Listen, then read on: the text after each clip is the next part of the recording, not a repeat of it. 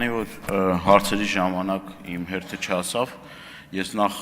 Տիկին Հակոբյան ուզում եմ ձեզ արձագանքել, որ միայն հիմնական աղբյուրը դա մեքենաները չեն, բայց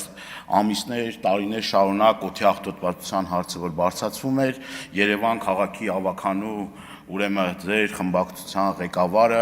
այսպես կամհարական ստատուսներով բանով հանդես է գա եւ ոչ միայն ինքը հիմա արդեն սկսել եք մտածել օդի մասին, լավ է որ սկսել եք մտածել, բայց որ ավելի շուտ մտածեիք դրա մասին ավելի լավ կլիներ, տևական ժամանակ դրա մասին խոսել ենք, ինձ թվում է առիթը կընձեռնվի համապարփակ այս թեմայի մասին խոսել, բայց լավ է որ արդեն տեղ է հասել, դա շատ ողջունելի է։ Հիմա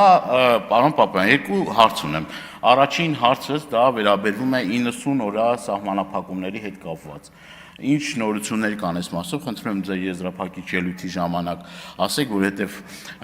հազարավոր մեր հայրենակիցներ անհամբեր սպասում են, թե ինչ նորություններ կա դրա հետ կապված եւ ինչ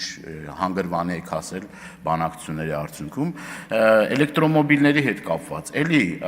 թե հանձնաժողովի նիստի ժամանակ թե լիագումար նիստերի ժամանակ պարոն Բագրատյանը էլի ասեց դրա մասին, բայց ուրախ եմ որ այդ հարցով էլ արդեն որոշակի առումով ձեզ մոտ էլ մտահոգություն կա, բայց մարդկոսների հետ կապված լրջագույն խնդրի առջև են կանգնելու,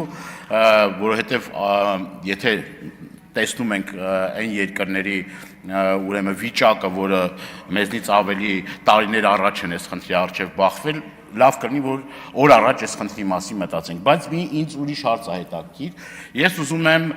քանի որ ինձ մտահոգող հարցերը ստե հնչեցին, բայց կարևոր մի հարց կա։ Խնդրում եմ հնչեցրեք թվերը, թե որքան էլեկտրոմոբիլ պետական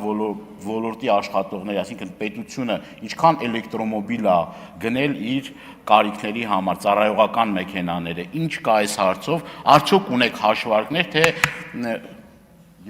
ավարտեմ։ Արդյոք ունեք հաշվարկներ, թե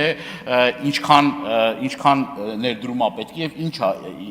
հիմա այս պահին ինչ վիճակ է։ Շնորհակալություն։